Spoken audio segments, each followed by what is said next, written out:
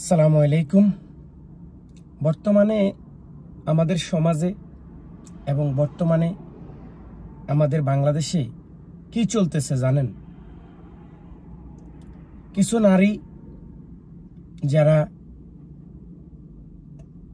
40 বছর, 50 বছর বা 30 বছর বয়স, তারপরও তাদের রূপের অহংকার এবং তাদের যে গর্তটা আছে, এই গর্তটার গভীরতা মাপার মতো ক্ষমতা কারণে কথাগুলো কোন দিকে যাচ্ছে অনেকেই বুঝতে পারবেন এবং অনেকেই বুঝে গেছেন। দেখুন, এই যে একটা লাইলা, তার বাবা ছিল সেনাবাহিনী, বিয়ে করছে একটা সেনাবাহিনীকে। তাদের কবরের যে আযাব বা কবরে তাদের কি অবস্থান, এইটা এই লাইলাকে দেখলেই বোঝা যায়। তারা দেশের জন্য হয়তো জীবন দিয়েছে, তারা দেশের জন্য হয়তো অনেক কষ্ট করেছে, কিন্তু তাদের গর্ভে থেকে জন্ম হওয়া এই লাইলা আজকে সমাজটাকে নষ্ট করতেছে। দেখেন, আমাদের এমন একটা দেশ, যেই দেশের কোনো মানুষ কোনো কথা বলে না, যে দেশের আইন কোনো কথা বলে না, যে দেশের মানুষ তাদেরকে নিয়ে আওয়াজ তোলে না। কাকে নিয়ে আওয়াজ তোলে জানেন? গ্রামের একটা হতদরিদ্র একটা মেয়ে একটা ছেলের সাথে ভাগি গেছে, সে বিয়ে করছে, সে বিয়ে করেই কিন্তু ওই ছেলের সাথে রাত কাটাইতেছে। সেটা নিয়ে আমাদের সমাজ কথা তোলে, সেটা নিয়ে আমাদের সমাজ আলোচনা করে। এই লাইলা মামুনের সাথে কত দিন কত রাত একই বিছানায় ঘুমাইছে, এইটা নিয়ে সমাজ কথা বলে না। এরপরে এখন আরেকটা ছাগলের 3 নাম্বার বাচ্চা, সে ভিডিও বানাইতেছে। আবার আমরা কিছু মানুষ সেগুলা মানুষের কাছে প্রচার করতেছি। এই সমাজটাকে নষ্ট করার জন্য তারা হচ্ছে কারিগর। আর আপনারা যারা এই সমস্ত ভিডিওগুলা দেখেন, আবার লাইক করেন, আবার হাতে তালি দেন, আপনারা হচ্ছেন জারব সন্তান। আমি ডাইরেক্টলি বলতেছি, আপনারা জারব সন্তান।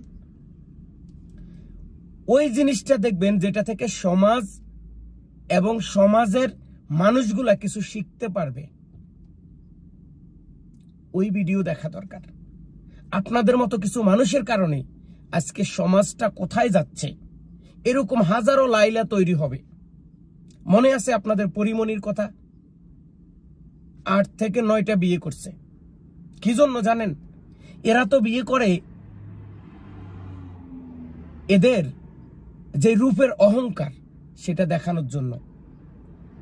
এরা বিয়ে করে পুরুষের টাকা আত্মসাৎ করার জন্য। এরা বিয়ে করে যে নিজের গর্তটাকে মানুষকে দেখানোর জন্য। এরা সমাজকে কোনোদিন ভালো কিছু উপহার দেবে বা ভালো কিছু পাবেন, এইটা নিয়ে তারা কিন্তু কাজ করে না। আজকে দেখেন, ফফি, সে বাংলাদেশের অনেকগুলা সিনেমা করছে, তার প্রত্যেকটা সিনেমা হিট। বিদ্রোহী সালাউদ্দিন নাকি বিদ্রোহী সারদিকে একটা ছবি ছিল ফফির, আমি এটা মাঝে মধ্যে দেখি, এখনো দেখি। কারণ একটা সমাজে একটা নারীর যে কত কষ্ট করে বেঁচে থাকতে হয়, বা একটা হত দরিদ্র ঘরের মেয়ে, তাকে কিভাবে কষ্ট করে বড় হইতে হয়, এটা আমরা দেখি। দীপ্ত টেলিভিশনে একটা নাটক ছিল, নাম হচ্ছে অপরাজিতা। বাবা মা মারা যাওয়ার পরে 4 বোন 1 ভাইকে নিয়ে সে কেজি স্কুলের মাস্টারি করে, নিজে কেজি স্কুল দিয়ে তাদেরকে বড় করছে। বড় করার পরে ভাই বড় লোকের মেয়ের চাকরি নিয়ে বোনকে যে কি কষ্ট দিছে, এবং সেই বোনটা যে কত কষ্ট পাইছে। একটা ভালোবাসার মানুষ ছিল, একটা ডাক্তারকে সে ভালোবাসতো, সে কখনো তাকে বিয়ে করতো না, কিন্তু ভালোবাসতো। বিয়ে করতে গেলেই তার মনের ভিতরে একটা জিনিস চিন্তা আসে যে আমার ছোট ছোট 3-4টা বোন আছে, আমার ভাই আছে, তারা কোথায় যাবে। এগুলো হচ্ছে সমাজকে শিক্ষা দেয়। আর আমরা পড়ে আসি কোথায় জানেন? আমরা পড়ে আসি সেলুন দোকানে, আমরা পড়ে আসি বউ দিয়ে ব্যবসা করে সেই ভিডিওতে, আমরা পড়ে আসি এরকম জালিম, এরকম নষ্টা, এরকম গর্ত বিক্রি করার লাইলার কাছে। আমরা পড়ে আসি সমাজকে যারা দূষিত করে সেইগুলা প্রমোট করার জন্য। আমরা পড়ে আসি সমাজকে কিভাবে নষ্ট করার মতো একটা ভিডিও তৈরি করে সেই ইউটিউব চ্যানেলে। কিন্তু আমরা ভালো কোথাও নাই বললেই চলে। তো আমি একটা কথাই বলবো, আপনারা এই সমস্ত জায়গা থেকে এখনই সময় আছে, চলে যান। এই সমস্ত জায়গা থেকে এখনই সময় আছে, আপনারা বেরিয়ে যান। এইরকম লাইলারা এই সমাজটাকে নষ্ট করে, এইরকম লাইলারা এই দেশটাকে নষ্ট করে। এই সমস্ত মহিলাদের কারণে আরো অনেক লাইলা তৈরি হবে, কারণ এরা যেই পরিমাণে গর্ত বিক্রি করে, আর এরা যেই পরিমাণে গর্তের ব্যবসা করে, এটা হয়তো আপনি আন্দাজও করতে পারবেন না। এরা সকালে একজনের সাথে থাকে, বিকেলে একজনের সাথে থাকে, দুপুরবেলা একজনের সাথে, রাত্রে একজনের সাথে থাকে। এদের ব্যবসাটাই হচ্ছে এটা। তা না হলে এই কারি কারি টাকা কোত্থেকে আসে?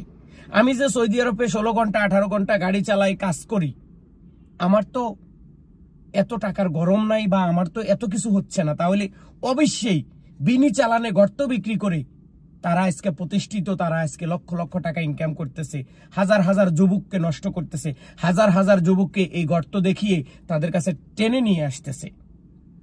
এই সমাজটা আজকে এইরকম ভিডিও আমাদেরকে উপহার দিতেছে। সবাই ভালো থাকুন, সুস্থ থাকুন। আবারও কোনো বিষয় নিয়ে সচেতনমূলক ভিডিও ফিরবো আপনাদের মাঝে।